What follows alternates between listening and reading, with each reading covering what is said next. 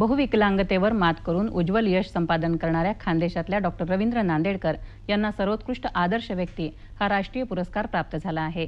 त्यांच्या कार्यकर्तृत्वाबाबत जाणून घेण्यासाठी डॉक्टर नांदेडकर यांना 9:30च्या बातम्यात निमंत्रित करण्यात आलं आहे।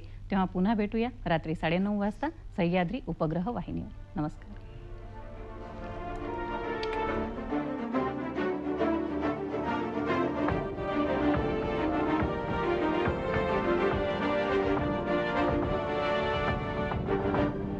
डॉक्टर रवींद्र नांदेडकर प्रवाहाच्या विरुद्ध दिशेने प्रवास करणारं, संघर्ष करून आयुष्यात यश मिळवणारं व्यक्तिमत्व।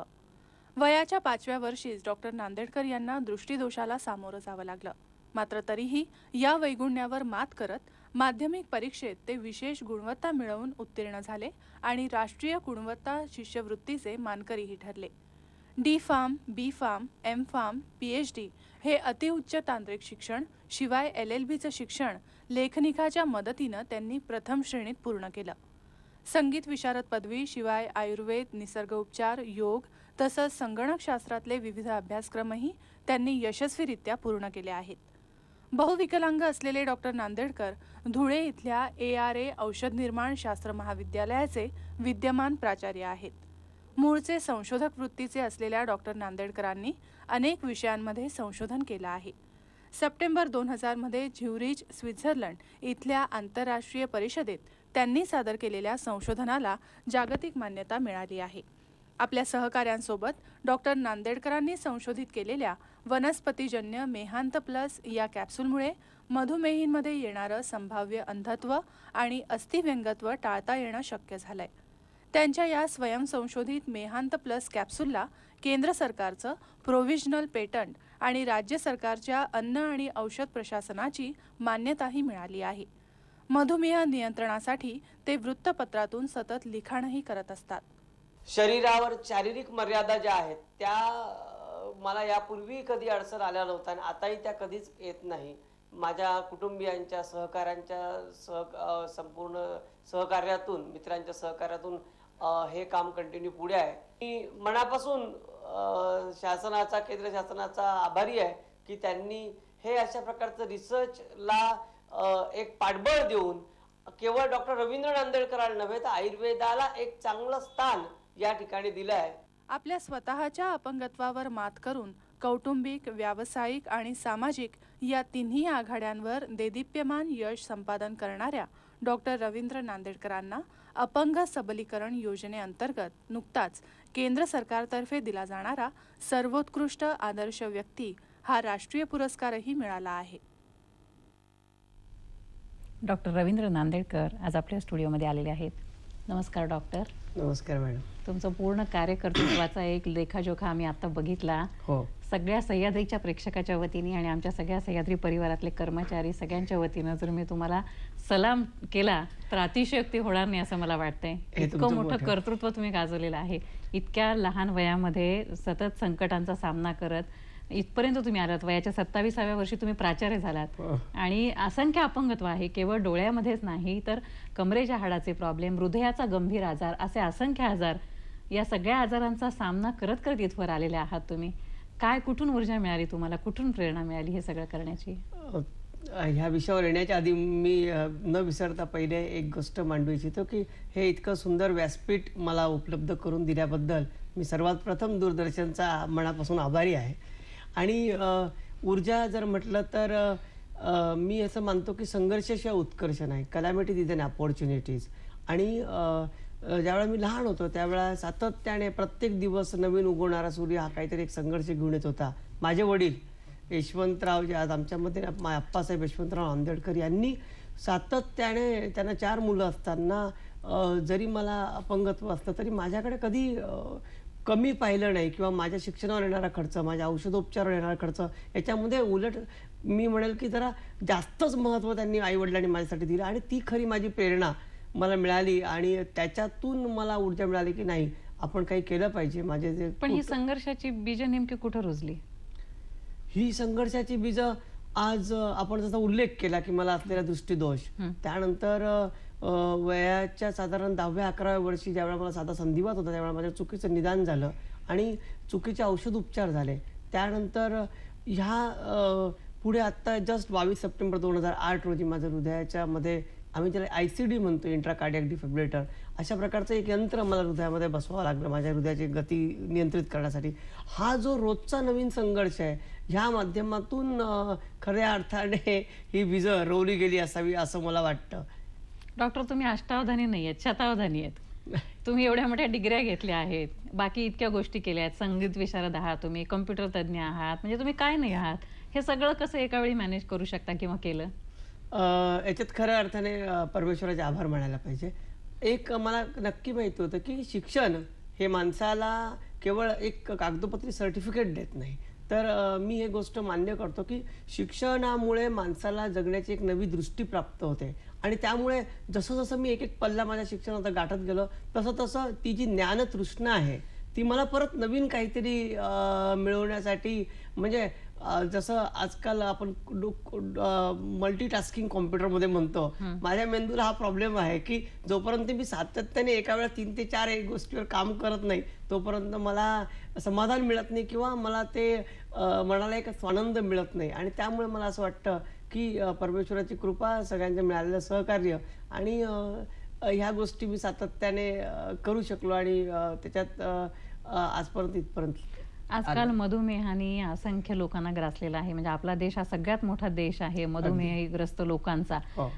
इतके पेशंट्स आहेत इथं आजच्या घडीला. 5व्या वर्षापासून ते 100 वर्षापर्यंतची माणसं सापडतात. याच्यात तुम्ही खूप मोठं संशोधन केलेलं आहे आणि मूलभूत संशोधन ज्याला म्हणता येईल ते केलेलं आहे. तुम्ही निर्माण केलेलं एक औषधाला आता पेटंट पण मिळालेलं आहे. आणि मला असं वाटतं या सगळ्याचा सन्मान म्हणून उपराष्ट्रपतींच्या हस्ते परवा गौरव झालेला आहे. तुमचं संशोधन जे आहे त्याच्याविषयी थोडक्यात आम्हाला सांगा. मला एक सगळ्यात महत्त्वाची गोष्ट सांगायची आहे की मधुमेहाची भारत ही आपली जागतिक राजधानी आहे. आणि आपले आदरणीय माजी राष्ट्रपती APJ अब्दुल कलामांचं एक स्वप्न आहे इंडिया 2020, की ज्यावेळेला भारत हा संपूर्ण जगामध्ये एक महासत्ताक होणार आहे. कारण त्यावेळेला आपल्या भारत देशामध्ये युवकांची संख्या ही सर्वाधिक असणार आहे. पण आज जर तुम्ही जो उल्लेख केला की जो पूर्वी पोक्तव्यात येणारा मधुमेह आज 25ीत दिसतोय. आणि सगळ्यात महत्त्वाचं की मधुमेहामुळे केवळ शारीरिक हानी होत नाही, तर मधुमेहामुळे तुमची विचारशक्ती, तुमची सृजनशीलता, क्रियाशीलता ह्यावर गंभीर परिणाम होतो. आज VRS, मधुमेहामुळे VRS घेणाऱ्यांचा संख्या एवढी मोठी की ते स्वतंत्र PhDचा विषय झालेला आहे. आणि त्यामुळे ह्या आजाराचं गांभीर्य लक्षात ठेवून मी असं पण म्हणतो की अनेक व्याधी आहेत, एड्स आहे, त्याच्यानंतर कॅन्सर आहे. मला मान्य आहे की याच्यामुळे माणसाचा मृत्यू होतो, पण तो आजार त्याचं गांभीर्य निर्माण झालं की थोड्या अल्पावधीत तो व्यक्ती संपुष्टात येतो. पण मधुमेह असा आजार आहे की त्यामुळे व्यक्तीला रोज मरण येतं. आणि हा आजार माणसाला म्हणजे अगदी जाणीवपूर्वक प्रत्येक दिवशी त्याला असं म्हणतं की त्याला अतिशय वेदना ज्या आहेत किंवा अशा मृत्यूपाय यातना देऊन त्या माणसाला तो संपवतो. आणि हे त्याचं गांभीर्य आहे. आणि हे करत असताना मी ते नमूद करू इच्छितो की माझ्या वडिलांना डायबिटीस होता. आणि ज्यावेळेला मी असं ऐकलं की तुमच्या वडिलांना डायबिटीस होता तेव्हा त्यांचे हात पाय सगळ्या बाजूला इंजेक्शन देऊन चाळणी झाली होती. आणि मग तुम्ही ठरवलं की संशोधन करायचं. कुठेतरी छापून आलेलं आहे. हो, आणि बरोबर आहे. आणि झालं काय की ज्यावेळेला आम्ही याच्यावर अगदी सहजगत्या काम करायला सुरुवात केली आणि ज्या वनस्पतींवर आम्ही काम करत होतो, प्री क्लिनिकल स्टडीज आम्ही ज्याला म्हणतो, प्राण्यांवरचं संशोधन, तर त्यामध्ये काही वनस्पतींना अचानक अनपेक्षित खूप सुंदर असे रिझल्ट्स मिळाले. पण त्या वनस्पती आम्ही त्याला केमिकल ॲब्स्ट्रॅक्ट आणि MAPA, medicinal and Ayurvedic plant abstract, मागच्या 100 वर्षाचं मी सगळं रेकॉर्ड बघितलं. आणि त्या वनस्पती कुठेही चमत्कारिकरित्या आयुर्वेदात, ॲलोपॅथीमध्ये किंवा होमिओपॅथी कोणत्याही प्रगत वैद्यकशास्त्रात त्या वापरल्या गेल्या नव्हत्या. आणि मला असं वाटलं नाही, हे महत्त्वाचं आहे, परमेश्वर कृपेने हे आपल्याला मिळाले आणि आपण हे जगापर्यंत नेलं पाहिजे. डॉक्टर, हे सगळं संशोधन तुम्ही तुमच्या वेबसाईटवर पण मांडलेलं आहे. ज्यांना याचा अभ्यास करायची इच्छा आहे, जाणून घ्यायची इच्छा आहे, तर संकेतस्थळाचा तुम्ही वेबसाईटचा ॲड्रेस आम्हाला सांगाल का? हो, नक्की सांगेल. www.anuyash.com ह्या वेबसाईटवर आम्ही सगळं अपडेटेड नॉलेज आम्ही या ठिकाणी देत असतो डायबिटीच्या संदर्भातला. आणि कोणी मला थेट संपर्क ह्या वेबसाईटच्या माध्यमातून करू शकता. या सगळ्या तुमच्या वाटचाली, तुमच्या कुटुंबियांचं मोठं सहकार्य असणार हे उघड आहे. त्याविषयी काय सांगाल, खास करून पत्नीविषयी?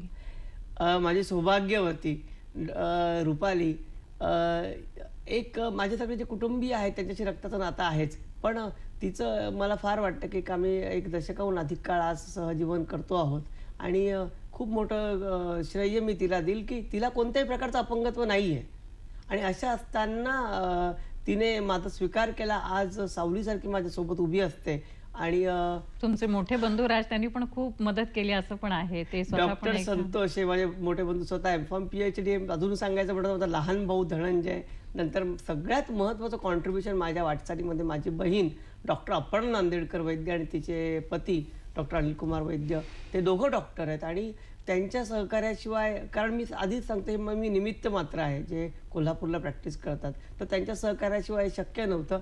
आणि माझे सर्व मित्रपरिवार, असंख्य माझे मित्र, माझे सहकारी, माझे कुटुंबीय, ह्या सगळ्यांचा मोठा सिंहाचा वाटा या सगळ्या याच्यामध्ये आहे. डॉक्टर, आणखीन पुष्कळ बोलण्यासारखं आहे, खास करून मधुमेहाच्या तुमच्या संशोधनाविषयी पुष्कळ बोलण्यासारखं आहे, पण आपल्याला वेळेची मर्यादा आहे. जाता जाता मला एक शेवटचं विचारायचं आहे की अपंगांना जेव्हा तुम्ही मोठ्या स्वरूपात शाळांमध्ये, कॉलेजेसमध्ये जाता, भेटता, तेव्हा त्यांना तुम्ही नेमकं काय सांगता? कारण सगळ्याच राज्यभरातल्या किंवा देशभरातल्या शाळांमध्ये तुम्ही जाऊ शकाल अशी परिस्थिती नाही. या माध्यमाच्या निमित्ताने माझी अशी विनंती राहील की जे अपंग आहेत किंवा आमच्यासारखे जे धडधाकट आहेत त्यांना जाता जाता काय सांगाल? मी माझ्या अपंग बंधू भगिनींना आवर्जून या व्यासपीठावरून सांगू इच्छितो की त्यांनी थोडं चिंतनाची गरज आहे. आपण आपले अपंगत्व आल्यानंतर देवाशी नाराज होतो, कुठेतरी मनामध्ये खट आपल्याला होतं.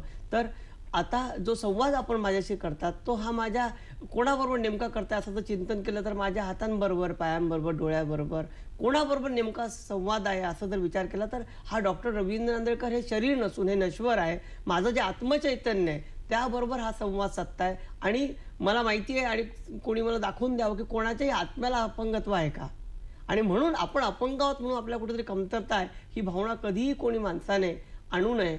आणि एक मला जाता सांगावंसं वाटतं की आज राष्ट्रपतींच्या हस्ते, उपराष्ट्रपतींच्या हस्ते माझा सत्कार झाला. दुसऱ्या दिवशी राष्ट्रपतींनी आम्हाला 35 मिनिटं दिलेत प्रतिभाताई पाटलांनी. त्यानंतर आज हे तुम्ही मला बोलून हे व्यासपीठ देऊन माझं कौतुक केलं. पण मला एक सांगावं असं वाटतं, आपल्या ह्या व्यासपीठातून आवाहन करायचं आहे की जे ज्ञान आम्ही परमेश्वर कृपेने मधुमेहाच्या संशोधनाच्या संदर्भात निर्माण केलं, जी औषधी आम्ही शोधून काढलेली आहे, तर त्याचा अखिल मानवजातीसाठी जर शासन, प्रशासन आणि सर्व सेवाभावी संस्था आणि जनता जर करू शकेल तर श्वास बंद माझा श्वास बंद होण्याच्या आधी हे जर मानवजातीसाठी उपलब्ध करता आलं तर खऱ्या अर्थाने माझ्या जीवनाचं सार्थक झालं असं मी म्हणेल. डॉक्टर, तुमच्या पुढच्याही कार्याला मनापासून शुभेच्छा. तुम्ही भरपूर यश मिळवा, शतायुषी व्हा, अनेक पुरस्कार मिळवून पुन्हा आमच्या स्टुडिओमध्ये या, अशा मुलाखती द्या, अशा शुभेच्छा मी तुम्हाला देते आणि इथं आला त्याबद्दल आभार मानते. धन्यवाद. धन्यवाद. याबरोबरच हे बातमीपत्र संपलं. पुन्हा भेटूया उद्या सकाळी 8:30 वाजता सह्याद्री प्रादेशिक वाहिनीवर. नमस्कार.